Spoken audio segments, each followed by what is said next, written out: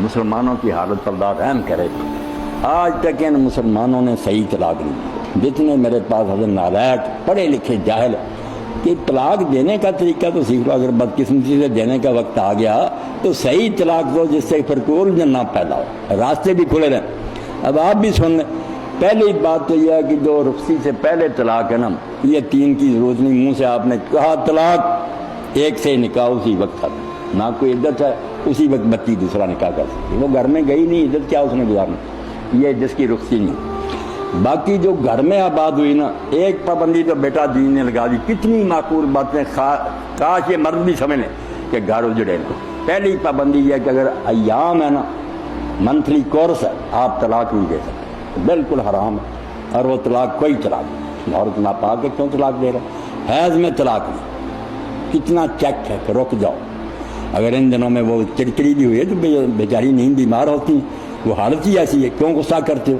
بعد میں خود بھی پریشان ہوتی، میرے منہ سے کیا بات نہیں۔ ان حالات میں ان بیچاریوں کا عذر مانو کہ وہ نیند بیمار ہوتی ہے۔ اگر حیض نہیں پاک ہے مگر ان دنوں میں آپ مل چکے، پھر بھی فرمایا کہ اگر تم مل چکے کیوں طلاق لے؟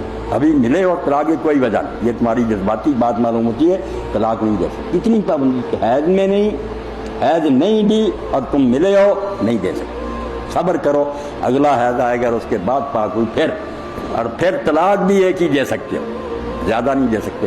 تم بھگتے ہو 1 2 3 نہیں، ایک وقت میں صرف 1 طلاق میں دینے کا اختیار ہے، زیادہ جتنی بکو گے سب فضول ہے، کوئی نہیں گنی جائیں گی، 1 گنی جائیں گی، وہ میں بعد میں بتاؤں گا کہ 1 کا کیا فائدہ، 1 ہوگی۔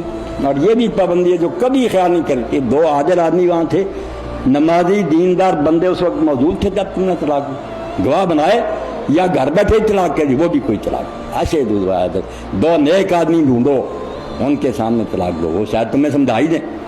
اس کے بعد اگر تم نے 1 طلاق دے دی، پھر اللہ کے دین نے کہا کہ 3 حیض آنے تک، اور حیض نہیں آتے تو 3 مہینے تک مرد کو اختیار ہے کہ وہ عقل کر لے اور کہہ دے میں نے وہ طلاق واپس لی، رجوع کہتے تھے، ختم ہو گیا کہ کہا بچ گیا۔ اور اگر 3 مہینے گزر گئے، 3 حیض گزر نہیں، 1 طلاق سے پچھلا نکاح ختم، عورت آزاد ہے، جان دی چاہے نکاح کرے۔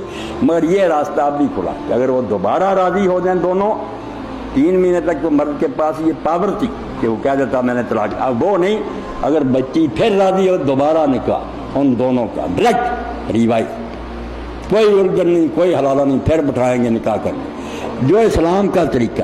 یہ 2 بار اس طرح صلح ہو سکتی ہے زندگی میں، دوسری طلاق کٹھی نہیں دے سکتا، صلح ہو گئی بچتے رہے، پھر بدقسمت کبھی دے، وہ بھی اسی طرح دینی ہے، پھر موقع رہے گا کہ وہ 3 مہینوں تک رجوع کرے، 3 مہینے گزر جائیں دوبارہ نکاح کے، 2 بار صلح کے بعد پھر اگر کبھی چانس ایسا آ گیا بدنصیبی سے کیا وہ اس نے طلاق کیا، پھر کوئی حال، 3 موقع اللہ نے دیے تھے، اس نے تیسرا بھی ضائع کر لیا، پھر کوئی حال نہیں، جو اصل طلاق ہے اس طرح کوئی نہیں کہتا۔ اس لیے میرے پاس جب آتے میں کہتا ہوں یار یہ کوئی طلاق نہیں، جا کر گھر آباد کر، نہ کہ یہ حلالے کی روز نہ کوئی کفارہ، بکواس ہے تمہاری۔